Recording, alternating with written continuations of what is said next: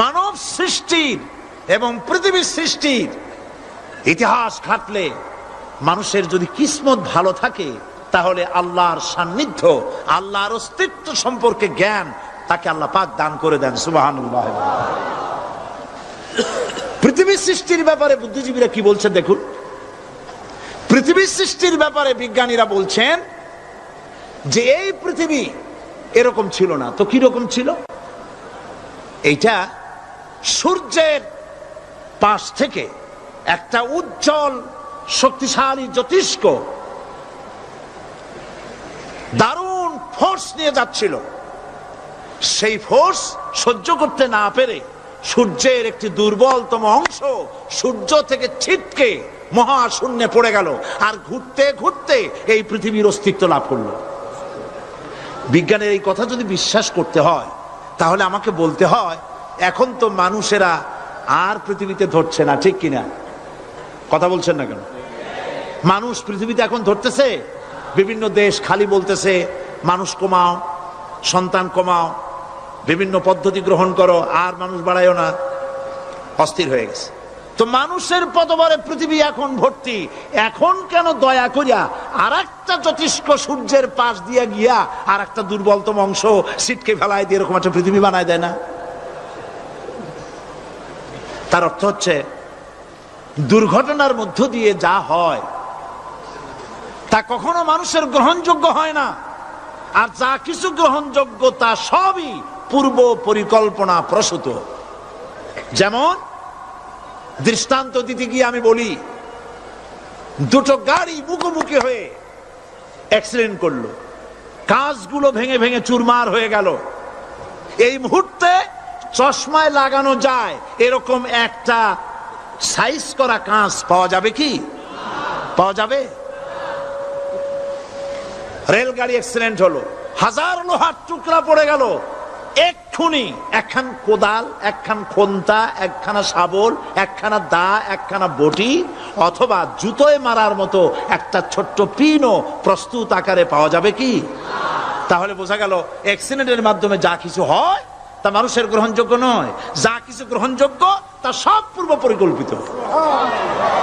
এখন আমি বলবো, বিজ্ঞানীদের কথা মতো যদি সূর্যের কোন দুর্বলতম অংশ মহাশূন্যে পড়ে এই পৃথিবী হয়ে থাকে, তাহলে এটা পরিকল্পনার ভিত্তিতেই হয়েছে। সেই পরিকল্পনাকারীর নাম কি? বলেন, নাম কি? তবে আমি আপনাদেরকে নিশ্চিত করে বলতে পারি, সূর্যের কোন দুর্বলতম অংশ ছিটকে পড়ে অ্যাক্সিডেন্টের মাধ্যমে পৃথিবী হয় নাই। মহাপরিকল্পনার মাধ্যমে সৃষ্টি জগৎকে টিকে রাখার জন্য আল্লাহ রাব্বুল আলামিন আলাদাভাবে পৃথিবীকে সৃষ্টি করেছেন। বিজ্ঞানের কথার সাথে কোরআন শরীফের যদি কন্ট্রাডিকশন হয়, তাহলে কার কথা মানবেন? বিজ্ঞান না আল্লাহ? জোরে বলেন, বিজ্ঞান না আল্লাহ? বিজ্ঞান বলছে, কোন সময় বলে পৃথিবী ঘোরে, কেউ বলে সূর্য ঘোরে, কেউ কয় আমরাও ঘুরি। এখন আসলে ঘোরে কে? ফয়সালা কার কাছ থেকে নেবেন? আল্লাহ রাব্বুল আলামিন কোরআন শরীফের ভিতরে বলেছেন, লাশ-শামসু ইয়ামবাগি লাহা আন তুদরিকাল কামারা ওয়ালাল লাইলু সাবিকুন নাহার ওয়া কুল্লুন ফি ফালাকি ইয়াসবাহুন।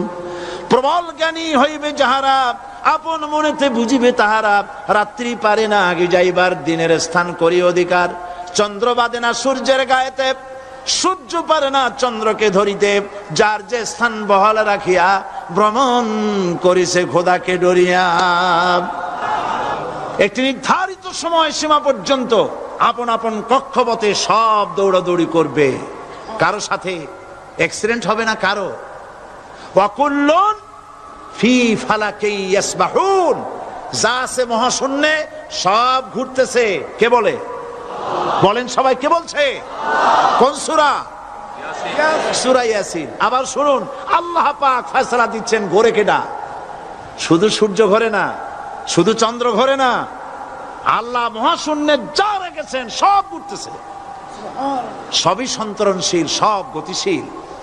সুতরাং ফয়সালা তো আল্লাহর কাছ থেকে নিতে হবে। পৃথিবী সৃষ্টি করেছেন, মানব গোষ্ঠী সৃষ্টি করেছেন এবং মানুষের প্রয়োজন মিটিয়েছেন। এই মানুষগুলিকে কে সৃষ্টি করেছে? মানুষ সৃষ্টির ব্যাপারেও দার্শনিকরা মানুষদেরকে বিভ্রান্ত করে। যা কলেজে বিশ্ববিদ্যালয়ে পড়ানো হয়, এই কোরআন শরীফ বিশ্ববিদ্যালয়ে পড়ানো হয়? হ্যাঁ হয়। কয়েকটা আয়াত, কয়েকটা সূরা পরীক্ষায় পাশ করার জন্য একটু একটু অপশনাল রেখে দেওয়া হয়েছে। বর্তমান যে শিক্ষা কমিশন, শামসুল হক শিক্ষা কমিশন রিপোর্ট মন্ত্রী পরিষদে অনুমোদন করেছে বর্তমান সরকার। এই শিক্ষানীতিতে বলা হয়েছে ক্লাস 1 থেকে নিয়ে ক্লাস 5 পর্যন্ত ধর্মীয় শিক্ষা দিতে দেওয়া হবে না। তাহলে ক্লাস 5 পর্যন্ত যদি ধর্মীয় শিক্ষা না থাকে, তাহলে ক্লাস 6-7-এ ওঠার পর আলিফ জাওরা বাজাবর বা আনাকুম জানাকুম ছেলেরা পড়বে? মেয়েরা পড়বে? আসল উদ্দেশ্য হলো ইসলাম থেকে জাতিকে দূরে সরাবার জন্য ষড়যন্ত্র। এই সরকারের প্রণীত শিক্ষানীতি আমরা মানি না। আপনারা মানেন? যেই মাদ্রাসা মানুষের চরিত্র সৃষ্টি করে, বর্তমান সরকার সেই মাদ্রাসাগুলি একটা একটা করে ধ্বংস করার পরিকল্পনা গ্রহণ করেছে। সুতরাং আসল শিক্ষা হলো কোরআনের কাছে। আসল শিক্ষা কোথায়? কোরআনের কাছে। কোরআন যদি শিখানো হতো, কোরআন যদি শিখানো হতো কলেজে বিশ্ববিদ্যালয়, তাহলে গতকাল চট্টগ্রাম বিশ্ববিদ্যালয় থেকে যেসব ছেলেরা বিশ্ববিদ্যালয় কর্তৃপক্ষ কর্তৃক বরাদ্দকৃত, হাইজ্যাক করা নয়, বরাদ্দকৃত 4খানা বাস দিয়ে কোরআন শুনতে আসতে চেয়েছিল, বর্তমান সরকারের তথাকথিত সোনার ছেলেরা আসতে দিল না। কোরআন যদি তারা পড়তো, তাহলে কোরআন শরীফ শুনতে তারাও আসতো। কপাল পোড়া। জোরে বলেন কি? আরো জোরে বলেন কি? কপাল পোড়া। সব ভালো লাগে, কোরআন ভালো লাগে না। এদেরকে শিখানো হয়েছে, আরে তোমরা তো মানুষ না। বলে আমরা কি? তো তোমাদের ডারউইন বাবাজি বলে নাই, শোনো নাই? কি পড়ো টড়ো তোমরা, বুদ্ধি শুদ্ধি রাখো না। ডারউইন বলেছে, থিওরি অফ ইভলিউশনের মধ্যে বলেছেন মানুষ মানুষ না। বলে কি? মানুষ হলো বান্দর। কপাল পোড়া। কি কপালে লেখা থাকে? কাজে কামে প্রকাশ হয়ে যায়। ডারউইন বলল মানুষ মানুষ না। আল ফ্রয়েড বললেন মানুষ হলো মানুষ, মানুষই ঠিক, তবে মানুষ হলো সেক্স সর্বস্ব জীব। সেক্স সমস্যার সমাধান করলে মানুষের সব সমস্যার সমাধান হয়ে যাবে। কার্ল মার্কস বললেন মানুষ হলো পেট সর্বস্ব জীব, পেট সমস্যার সমাধান করে দিলে সব সমস্যা শেষ। আর ডারউইন বললেন মানুষ মানুষই না, মানুষ কি? বলে বান্দর। ওরাং ওটাং শিম্পাজি আর ব্যাং থেকে মানুষের উৎপত্তি হয়েছে। আমি যখন জীবনের প্রথম শিম্পাজি দেখলাম, ওরাং ওটাং দেখলাম, তখন আমি মনে করেছি যে ডারউইন খামোখা ভুল করে নাই। এইটা দেখেই ও মনে করেছে যে এই হচ্ছে আমার মাতামহের গোষ্ঠী, এই হলো পিতামহের গোষ্ঠী। আপনারা একটু মাথা কাটায় চিন্তা করেন, মানুষ যদি বান্দর থেকে হবে, আজও বানর ফরেস্ট এরিয়া আছে কিনা বাংলাদেশে? চিল্লায় বলেন আছে কিনা? তো মানুষ যদি বান্দর থেকেই হবে, আপনারা কি কোনোদিন দেখেছেন যে একটা বান্দরের কোমর পর্যন্ত মানুষের মতো হয়ে সারছে? আর কিছুদিন গেলেই পুরা মানুষ হয়ে যাবে। গলা পর্যন্ত মানুষের মতো হয়ে গেছে, আর কদিন গেলেই মানুষ হয়ে যাবে। দেখছেন কখনো? আচ্ছা আপনারা বলেন, পাবদা মাছ আপনারা চট্টগ্রামে কি বলেন? পাবদাই বলেন। পাবদা মাছ দেখতে কি মাছের মতো লাগে? বোয়াল মাছের মতো। কোন পাগলে কি বলছে কথা যে বোয়ালের পূর্বপুরুষ পাবদা? পাবদাগুলি পুটি টুটি খাইয়া খাইয়া আস্তে আস্তে বোয়াল হয়ে গেছে, এ কথা কেউ বলে? আচ্ছা, শোলের যে ছোট সাইজ, শোল মাছ, গজাল মাছ, এর যে ছোট্ট সাইজ ভর্তা করে খায়, শুটকি বানায় খায়, ওগুলোর কি বলে? টাকি মাছ। এই টাকি মাছ দেখতে শোল মাছের মতো। কেউ পাগলকে আজ পর্যন্ত বলেছে যে শোল মাছের পূর্বপুরুষ টাকি, টাকিগুলা সার মার খাইয়া আস্তে আস্তে শৌলে পরিণত হয়ে গেছে? কেউ বলেছে কখনো? ডারউইন কয় বোতল খাইয়া যে এই মতবাদ লিখছে আল্লাহই ভালো জানে। যে বান্দরের থেকে মানুষ আবিষ্কার হয়েছে, নাউজুবিল্লাহ। এগুলি পড়ানো হয় কলেজে, বিশ্ববিদ্যালয়, তাই আমাদের সোনার ছেলেরা বান্দরামি করে। ওদের যদি পড়ানো হইতো তোমরা বাঁদরের গোষ্ঠী নও, তোমরা মানুষ। মর্যাদা কার বেশি, বান্দরের না মানুষের? এ পৃথিবীর প্রথম মানুষকে আদম আলাইহিস সালাম। আদম হইছেন কি দিয়ে? মাটি দিয়ে। আল্লাহ রাব্বুল আলামিন যিনি মানুষ সৃষ্টি করেছেন, তিনি কোরআন শরীফের ভিতরে বলে দিয়েছেন, আমি প্রথমেই বলেছি, আপনারা লক্ষ্য করুন, এই কোরআন তাবিজের কিতাব নয়, এই কোরআন তদবিরের কিতাব নয়, ঝাড়ফুঁকের কিতাব নয়। কোরআন হলো পৃথিবীর মানুষের জন্য কোড অফ লাইফ, পূর্ণাঙ্গ জীবন বিধান। সবকিছু আল্লাহ পাক কোরআনের ভিতরে বলে দিয়েছেন, কোন জিনিস বাদ দেন নাই। আপনি আমি কেমনে সৃষ্টি হয়েছি আল্লাহ পাক কোরআনের ভিতরে বলেছেন, ইন্না খালাকনাকুম মিন তুরাবিন সুম্মা মিন নুতফাতিন সুম্মা মিন আলাকাতিন সুম্মা মিন মুদগা। নিষ্প্রাণ মাটি দিয়ে তোমাকে উৎপন্ন করা হয়েছে, নিষ্প্রাণ মাটির উপাদান দিয়ে তোমাকে তৈরি করা হলো। মায়ের পেটের ভিতরে এক ফোঁটা নাপাক পানি জমাট রক্তে পরিণত হয়ে গেল, জমাট রক্ত আস্তে করে গোস্ত পিণ্ড হলো, গোস্ত পিণ্ডকে সুন্দর করে সাজায়া হাড্ডি গুড্ডি বানায়া স্ট্রাকচার তৈরি করে তার উপরে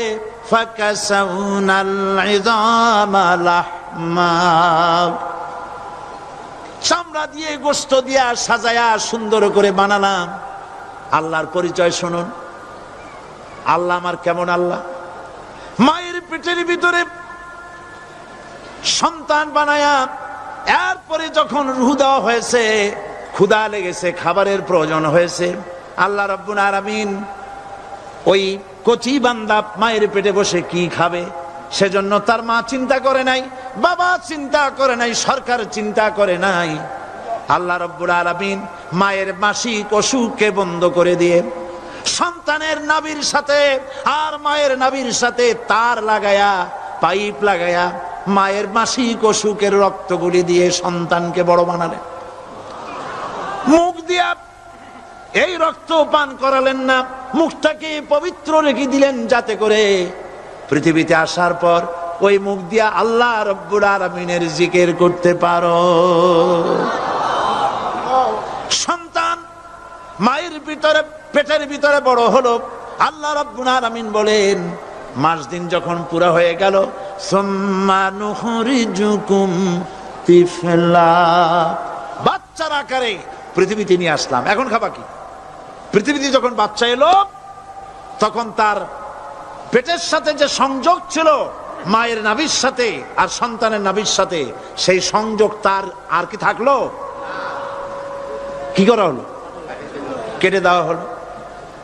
লক্ষ্য করুন, খাবারের জন্য একটি মাত্র পাইপ আল্লাহ লাগাইছিলেন, পৃথিবীতে সন্তান আসার সঙ্গে সঙ্গে পাইপটা কেটে দেওয়া হলো। এবার কি খাবে? আল্লাহ রাব্বুল আলামিন মায়ের বুক থেকে সন্তানের জন্য এবার সিঙ্গেল সিগন্যাল, তার জন্য সিঙ্গেল কোন লাইন যেটা ছিল কেটে দিয়া মায়ের বুক থেকে সন্তানের জন্য ডাবল লাইন আল্লাহ চালু করে দিলেন। এমন দুধ বানায় দিলেন যা শুধু খাবার নয়, শুধু ফুড ভ্যালু নয়, এই দুধের ভিতরে ক্যালসিয়াম, এর মধ্যে ভিটামিন, এর মধ্যে আয়রন, এর মধ্যে মেডিসিন। দুনিয়ার এই সন্তান ছিল ফি কারারিম মাকিন, সুরক্ষিত জায়গার ভিতরে ছিল, কোন পলিউশন সেখানে যেতে পারতো না, রোগের জার্ম সেখানে যেতে পারতো না।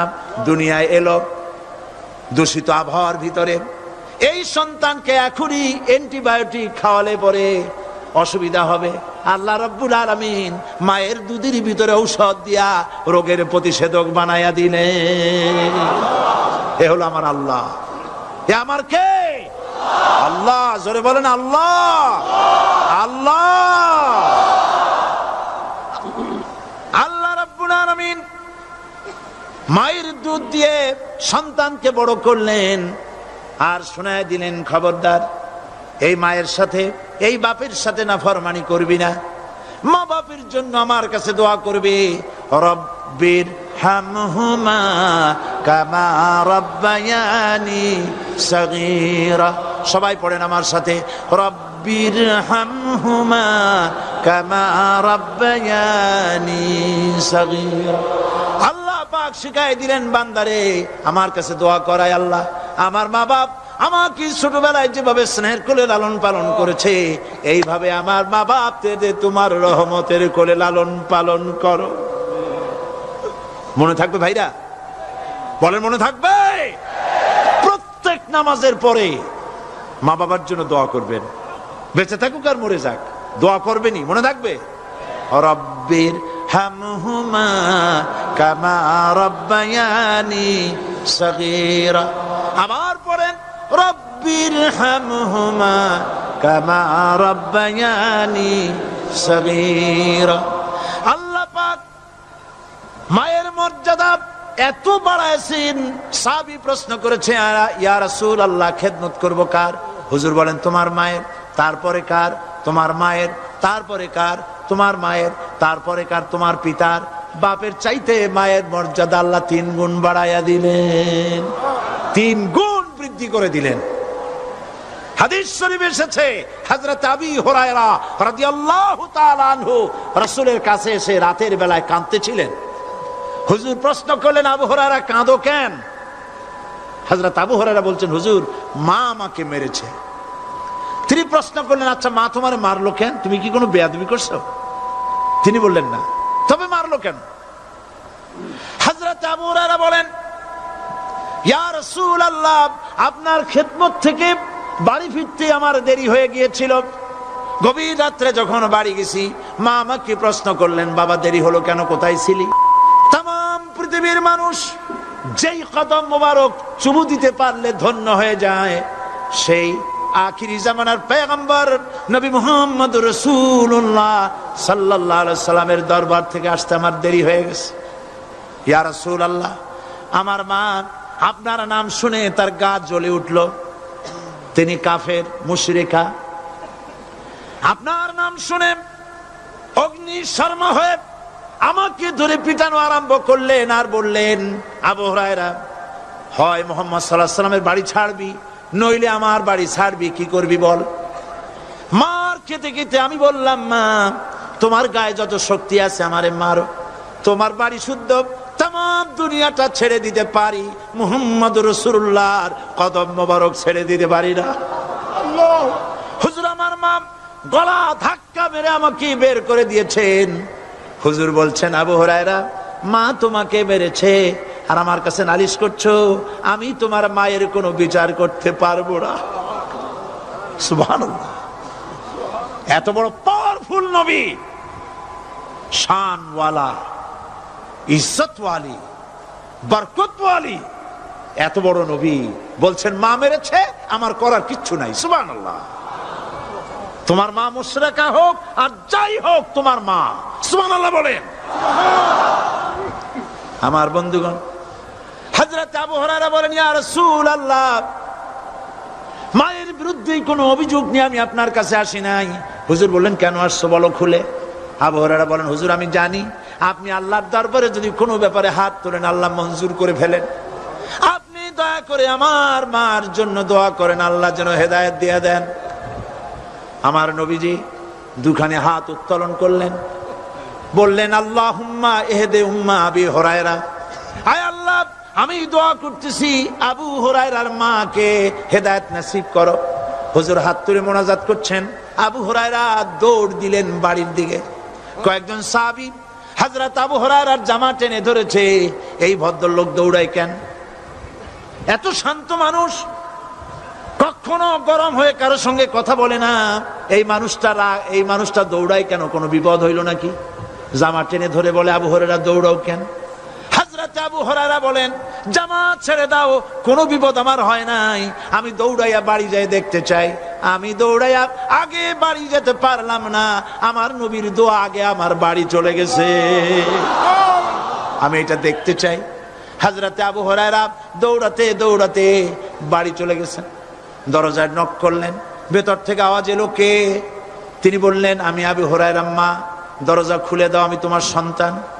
মা বললেন, বাবা অপেক্ষা করো, দরজা খুলতেছে।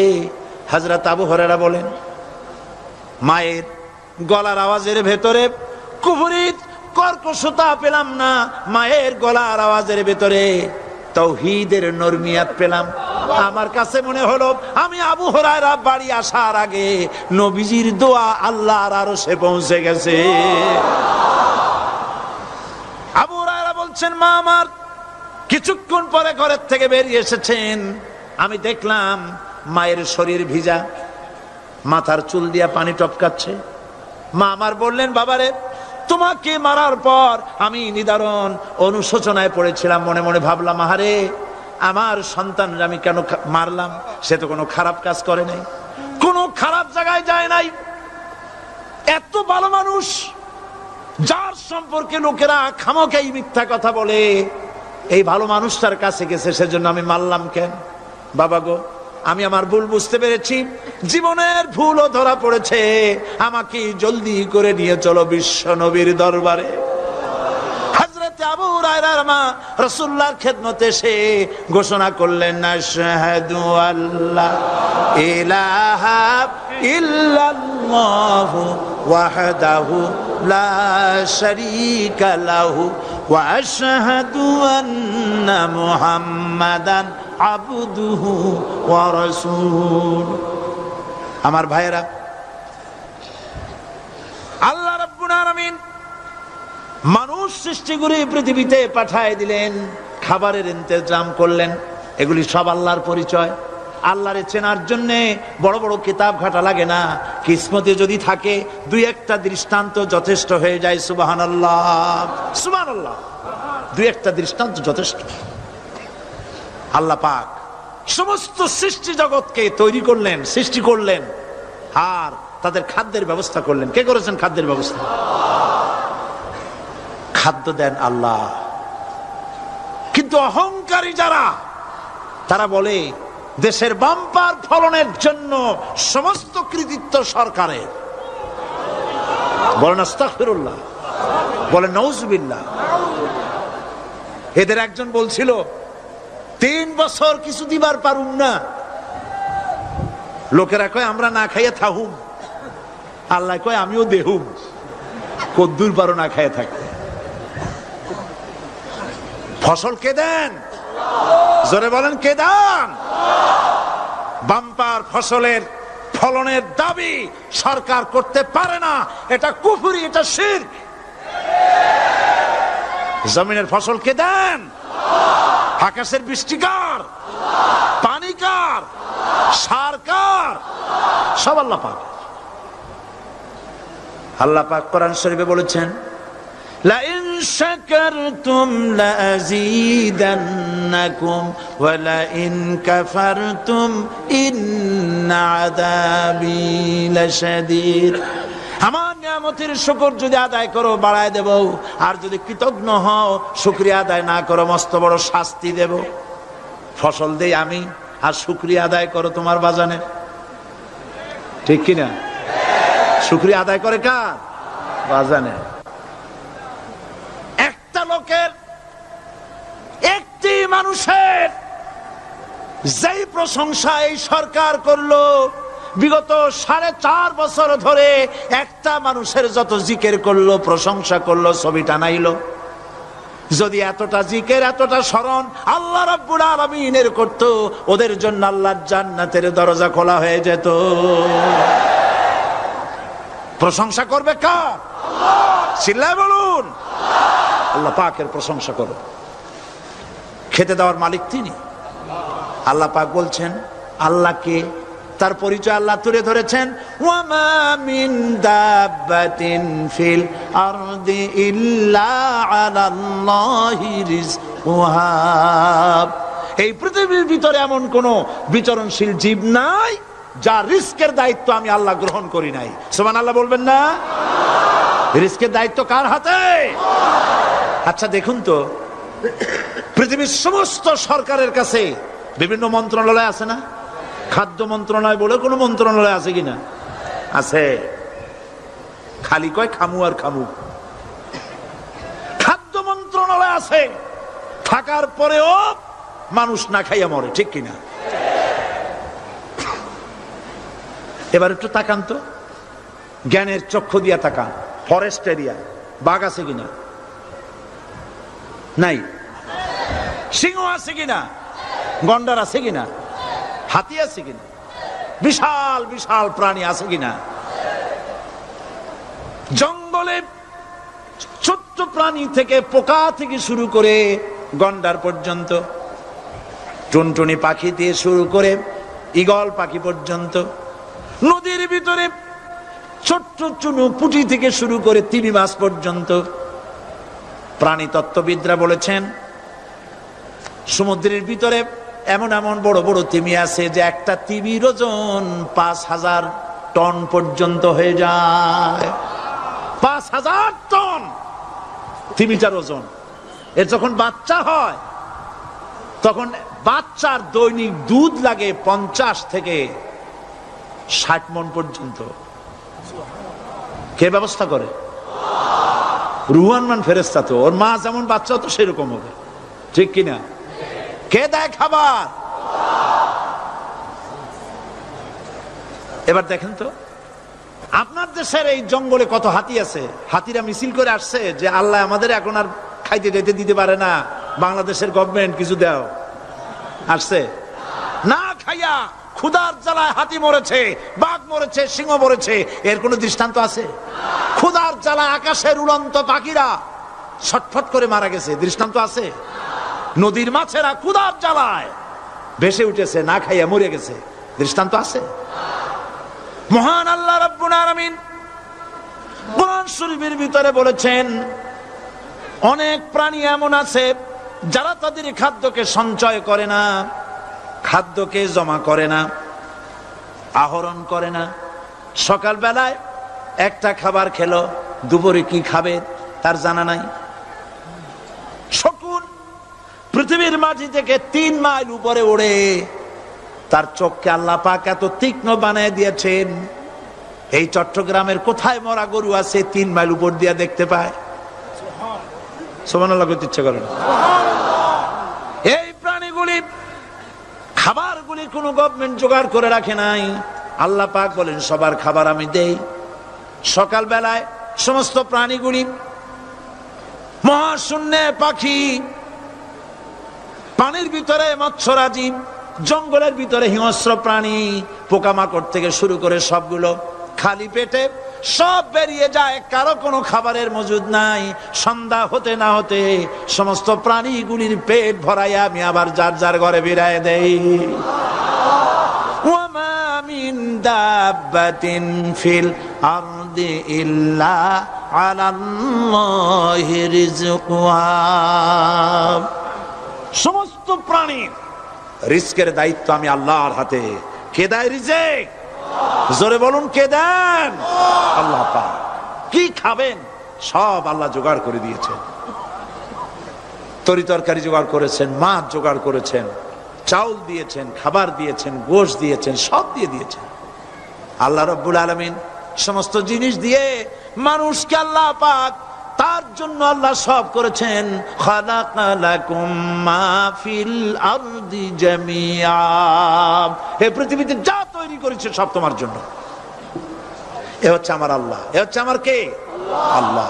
সে আল্লাহ পাক বলছেন, আল্লাহর পরিচয়, তিনি স্রষ্টা, তিনি রিজেক দাতা। এবার আইনদাতা কে? আইনদাতা কে? আরো জোরে বলুন। আইনদাতা আল্লাহ হচ্ছে আল্লাহর পরিচয়। ইনিল হুকমু ইল্লা লিল্লাহ আলা লাহুল খালকু ওয়াল আমর। সৃষ্টি যার, আইন চলবে তার। আমার দেশে আল্লাহর আইন চলছে? আমাদের দেশের কল কারখানা, ক্ষেত খামার, অফিস আদালত আল্লাহর আইন অনুযায়ী চলে? চলে না। বরং আল্লাহর আইনকে মুছে ফেলার জন্য, নিজেদের আইন সৃষ্টি করার জন্য প্রচেষ্টা চালানো হচ্ছে। আল্লাহর আইন মানুষের জন্য সব থেকে বেশি উপযোগী, কারণ সৃষ্টি করেছেন কে? বলেন, কে করেছেন? আল্লাহ। প্রত্যেকটি মেশিন, আপনি যা কিনবেন, রেডিও হোক, টিভি হোক, যে কোনো যন্ত্র হোক, গাড়ি হোক, তার সাথে একটা লিটারেচার, একটা বই তার সঙ্গে দিয়ে দেওয়া হয়। ওই বইয়ের মধ্যে লেখা থাকে এটা কিভাবে চালানো হবে, অপারেট করা হবে, তার সিস্টেম লেখা থাকে। আপনার ইচ্ছা মতো চালাইলে হবে না। এই মানব গোষ্ঠীকে সৃষ্টি করেছেন। এখন আপনি যদি আপনার আইন মতো চালান, তা কি চলবে? চলবে না। আপনি আপনার আইন মতো চালাচ্ছেন, ভালোভাবে চলতেছে? চলতেছে না। স্বরাষ্ট্রমন্ত্রী বলতেছেন সন্ত্রাসীদেরকে মাটির তলা থেকে খুঁজে বের করা হবে, কিন্তু নাকের উপর দিয়া ব্রিফকেস চুরি হয়ে যায়, উনি তা ধরতে পারেন না। এই হলো আইন। অনাবরত খুন হচ্ছে, অনাবরত সন্ত্রাসী তৎপরতা চলছে, আর ওনারা বলছেন আগের থেকে এগুলি চলে আসছে, একজনের খুনের বিচার না হইলে এরকম খুন তো হইতেই থাকবে। তাহলে খুনকে, হত্যাকে, সন্ত্রাসকে সরকার জাস্টিফাইড করছেন। নাউযুবিল্লাহি মিন যালিক। এই জন্য আইন হতে হবে আল্লাহর। আইন হতে হবে কার? চিল্লায় বলেন, আল্লাহ পাকের আইন হতে হবে। আমি একদিন পার্লামেন্টে বলেছিলাম, আমার দেশের নেতা নেত্রীরা বারবার হজ করতে যান, উমরা করতে যান, সেখান থেকে আসার সময় কি আনেন? আতর, পাথর, সুরমা আর খুরমা, এই কিছু নিয়ে আসলেন। কিন্তু আমি বলেছি, আপনারা কি কিছু চোখে দেখেন না? পার্লামেন্টে এইভাবে বক্তৃতা করেছে, কিছু চোখে দেখেন না? আমি প্রশ্ন করে আমি আবার জবাব দিচ্ছি, আপনারা যারা হজ করতে যান, উমরা করতে যান, হজের কথাই ধরি, এই হজ করতে যখন যান তখন মুজদালিফায় একটা রাত কাটাইতে হয়। সেটা কোন দিন? ইয়াউমে আরাফার পরের দিন। এই মাঠে দালান কোঠা আছে, এখানে বেড়া আছে, শামিয়ানা আছে, পর্দা আছে, তাবু আছে, কিচ্ছু নাই। লক্ষ লক্ষ নারী আর পুরুষ পাশাপাশি শুয়ে থাকে, তাও সুবহানাল্লাহ কইতে ইচ্ছা করে না। সারা রাত জনে জনে পুলিশ পাহারাদার নাই। কিরকম মেয়ে এলো, চাঁদের সৌন্দর্য হার মানায় দিতে পারে এরকম সুন্দরী, এরকম সুন্দরী নারী, সুদর্শন পুরুষ পাশাপাশি রাস্তার ধারে মরুভূমির ভিতরে সারা রাত কাটাচ্ছে। ইয়াউমে আরাফার পরের রাতটা একটা রাত পুরা। এভাবে চলতেছে বছরের পর বছর, শতাব্দীর পর শতাব্দী, সহস্রাব্দীর পরে সহস্রাব্দী। আমি প্রশ্ন করি, পৃথিবীর ইতিহাসে কেউ কি এমন কথা বলতে পেরেছে, লিখতে পেরেছে যে মুজদালিফার রাতে সেখান থেকে 10টা নারী হাইজ্যাক হয়েছে, 5টা নারী লাঞ্ছিত হয়েছে? বলতে পারবে? গভীর রাত্রে পুরুষ সঙ্গী ছাড়া সুন্দরী রমণী, যুবতী রমণী একাকিনী নিজের ঘর ছেড়ে আল্লাহর ঘরে তাওয়াফ করতে আসে। তাওয়াফ সেরে তাহাজ্জুদের নামাজ পড়ে আল্লাহর কাছে মোনাজাত করে একা একা হাজার হাজার লাখো পুরুষের ভিতর থেকে আপন ঘরে ফিরে যায়। কারো বাবার হিম্মত নাই, একবার তাকায় তো রূপ উপভোগ করার জন্য আবার তাকায়, অথবা তার আঁচল ধরে টান মারে। আছে ইতিহাস? কথা কন না কেন? সুন্দরী একটা মাইয়া মক্কা থেকে মদিনা থেকে পাওয়া যায় না, 15 দিন হয়ে গেছে। হয়েছে কখনো? এবার জবাব দেন, কেন হয় না? কেন হয় না? আমার দেশের মেয়েরা রাস্তা দিয়ে হাঁটতে পারে না। হাই স্কুল মেয়েদের, হাই স্কুল মেয়েদের কলেজ যখন ছুটি হয়, তথাকথিত সোনার ছেলেরা গেটের সামনে এতিমের মতো কালায় থাকে। অনবরত হাইজ্যাক হচ্ছে, ধর্ষণের সেঞ্চুরি হচ্ছে। আর ওখানে হয় না কেন? ওখানে হয় না এই কারণে, এই কোরআনের আইন আল্লাহ রাব্বুল আলামিন যে আইন দিয়েছেন, ওখানে আইন বলবৎ আছে। আছে নাকি? আছে কিনা? পুরুষ কোন নারীকে ধর্ষণ করেছে যদি প্রমাণিত হয়, সে যদি ফাহাদের ছেলে হয় আর ফাহাদের মেয়ে হয়, কোরআনের শাস্তি হলো পাথর মেরে উড়াইয়া দাও। তাকে জানিয়ে দেওয়া হবে রেডিও টিভির মাধ্যমে জেনাকারের ব্যভিচারীর শাস্তি হবে। চতুর্দিকে হাজারো লোকেরা দাঁড়াবে, হাতে পাথর নিয়ে পাথর মেরে তাকে তার গোশত হাড্ডি বাতাসের সাথে উড়ায় দেবে। একজন মানুষ আর একজন মানুষকে খুন করলো, এই আসামি ধরা পড়ে গেল, কোরআনের শাস্তি হলো যখন ধরা পড়বে প্রমাণিত হবে যেমন ভাবে হত্যা করেছে পরেও হত্যা করো।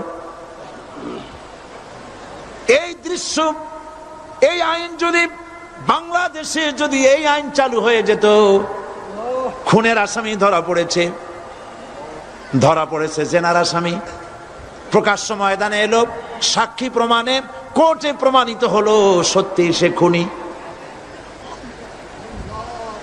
এই বিশাল আউটার স্টেডিয়ামের মাঝখানে খুনি কি দাঁড় করাও, চতুর্দিকে হাজারো লাখো মানুষ থাকুক, রেডিও টিভির ক্যামেরা কার্যকর হবে, পত্র পত্রিকার সাংবাদিকরা আসবে, তরবারির এক আঘাতে খুনির কল্লাটা উড়ায় দাও, দেহটা নিঃসাড় হয়ে জমিনে পড়ে যাবে।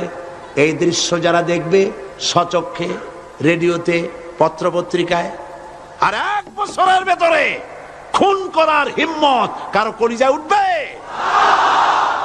জেনাকারের পাথর মেরে উড়িয়ে দেওয়ার শাস্তি যদি চোখে কেউ দেখে, জেনা করার পুলক আর জাগবে? এটা নাম আল্লাহর আইন। এই আইন কার?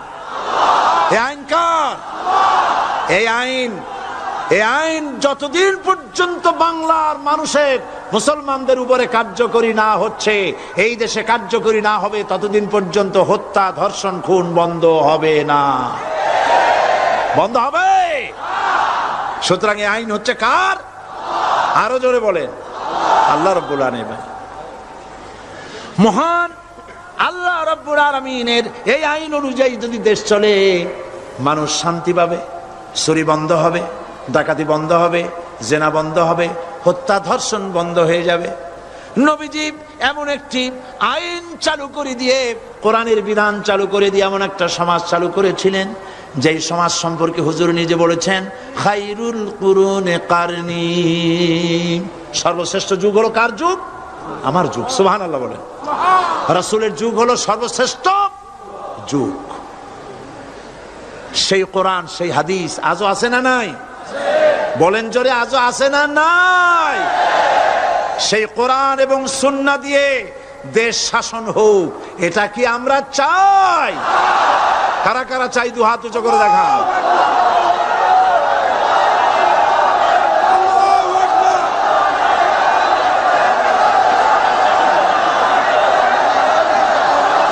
আরে ভাই, আপনারা দাঁড়ায় গেলেন কেন? বসেন বসেন। আমি তো একটা স্লোগান দিতে বললাম, হাত দেখতে চাইছি আমি, মাথা দেখতে চাই নাই। এই সুযোগে কোমরটা সোজা করে নিলেন।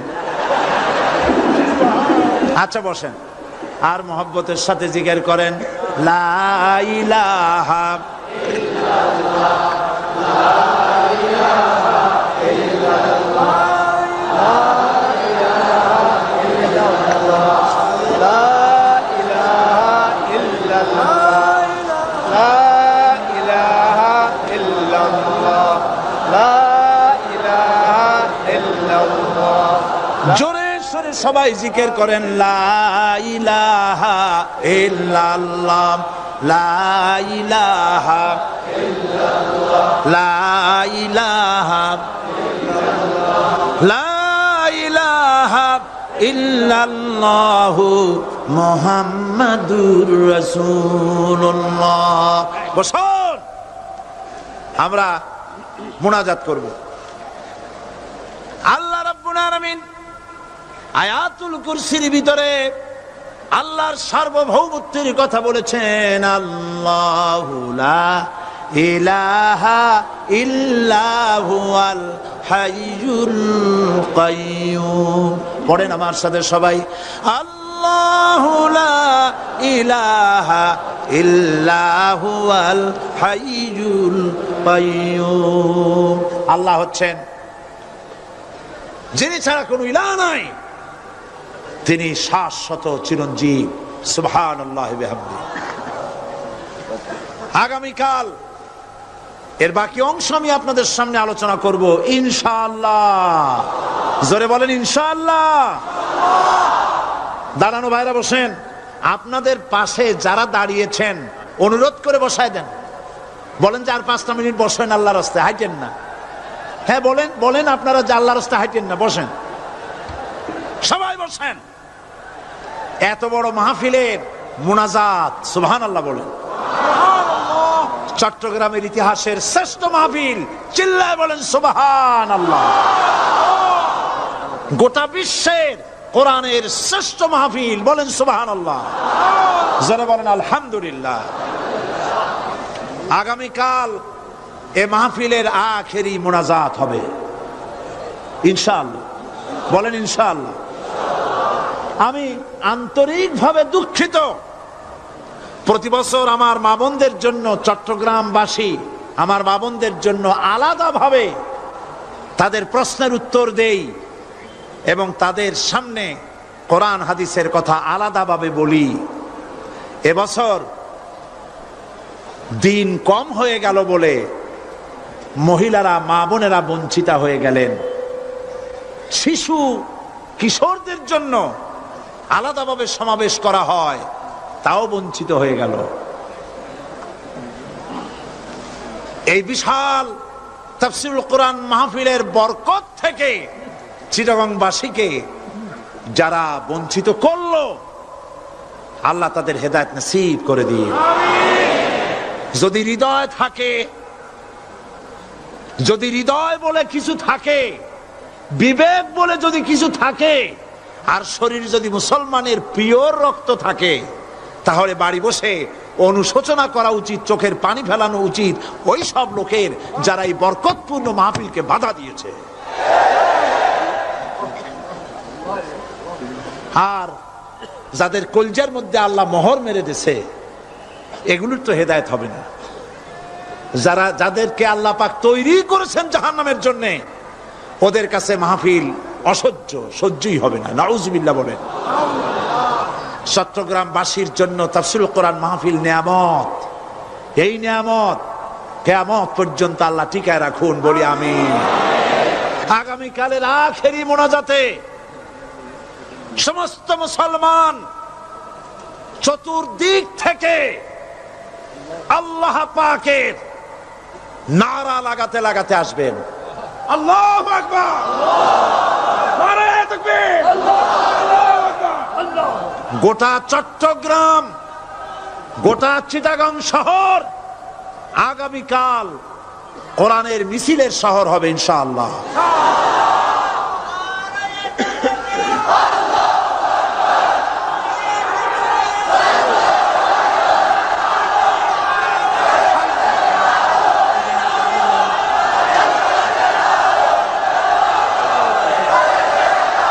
কতজন?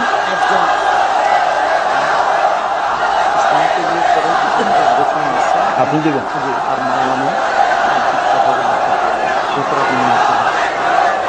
বন্ধুগণ, আজকে কোরআন শরীফের তাফসীর শুনে ইসলামের প্রতি আকৃষ্ট হয়ে 8 জন অমুসলিম ভাই ইসলাম কবুল করার জন্য এসেছে।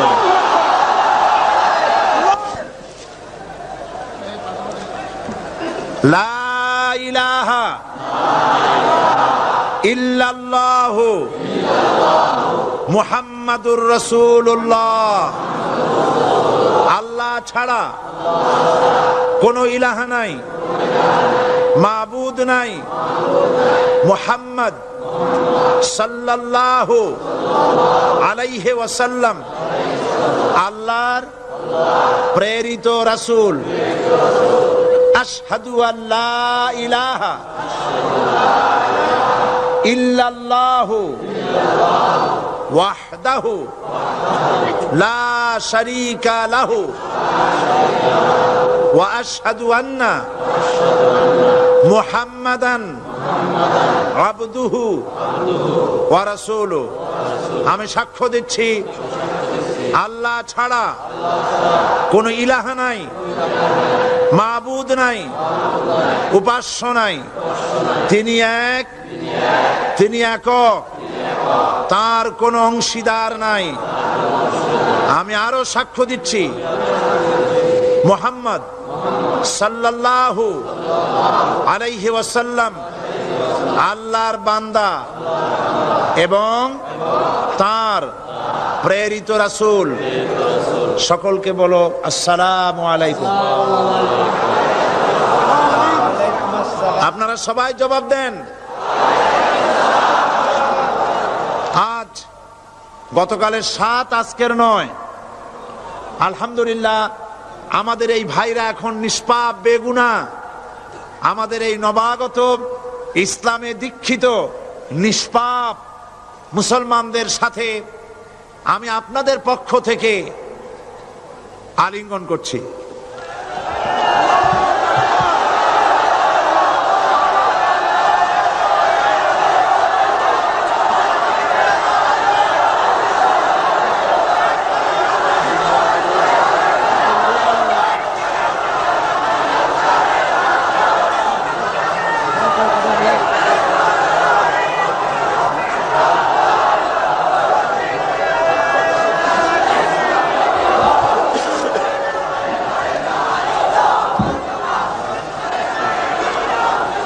প্রিয় ভাই সব, আগামীকাল আপনারা দলে দলে চতুর্দিক থেকে আল্লাহ পাকের বড়ত্ব, মহানত্ব, শ্রেষ্ঠত্বের ঘোষণা দিতে দিতে আসবেন। আল্লাহর বড়ত্ব, বিরাটত্ব, মহানত্ব আর শ্রেষ্ঠত্বের ঘোষণা দিতে হয় কিভাবে? আল্লাহু আকবার। সবাই জোরে বলেন, আরো চিল্লায় বলেন।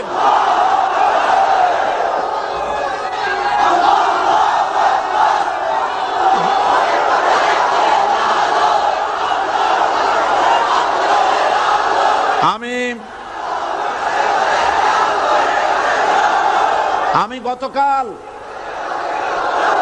গতকাল এই মাহফিলে পুলিশ প্রশাসনকে অনুরোধ করেছিলাম, আজকের মাগরিবের নামাজের মধ্যে 40 জন নিরপরাধ কোরআন পাগল মুসলমানদেরকে জেল থেকে মুক্তি দেওয়ার জন্য। আপনারা তামসা মনে করবেন না। পুলিশ কমিশনার সাহেব, মুসলমানদের ঈমান নিয়ে, আগুন নিয়ে খেলা করবেন না। রাজশাহী এবং চট্টগ্রাম এক জিনিস নয়। আপনি রাজশাহীকে নির্যাতন করে এসেছেন, আমাদের কাছে সে হিসাব আছে। আপনি চট্টগ্রামের যদি এই মুসলমান ছেড়ে না দেন, আপনার মৃত্যু হবে, পাগল হয়ে মরবে।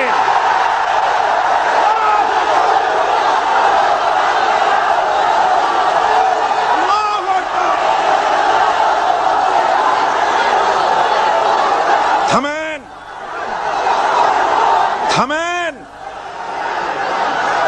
আল্লাহর গজবকে ভয় করেন পুলিশ কমিশনার, আল্লাহর গজবকে ভয় করুন। এই লক্ষ লক্ষ জনতা আপনার গজবের মৃত্যু কামনা করে। আপনি যদি কালকের জুমার আগে 40 জন ছেড়ে না দেন, এই মাহফিল থেকে এমন কঠোর কর্মসূচি ঘোষণা করা হবে, গোটা চট্টগ্রাম অচল হয়ে যাবে।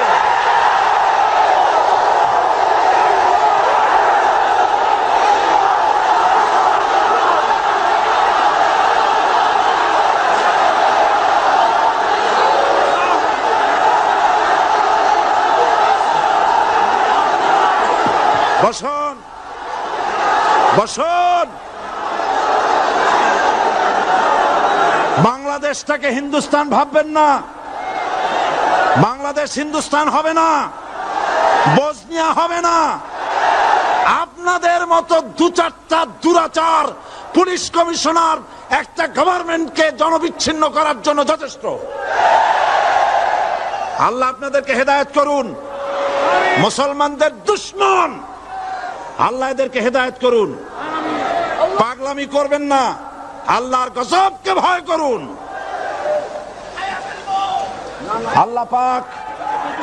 আল্লাহ পাক মুসলমানদেরকে ধৈর্য ধরার তৌফিক দান করুন। সবাই বলেন আমিন।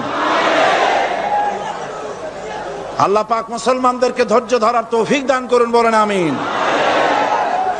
আমি আজ আপনাদের খেদমতে আরজ করি, আগামীকাল দলে দলে কোরআনের তাফসীরের মাহফিলের মোনাজাতে শরীক হন। আল্লাহ তৌফিক দান করুন।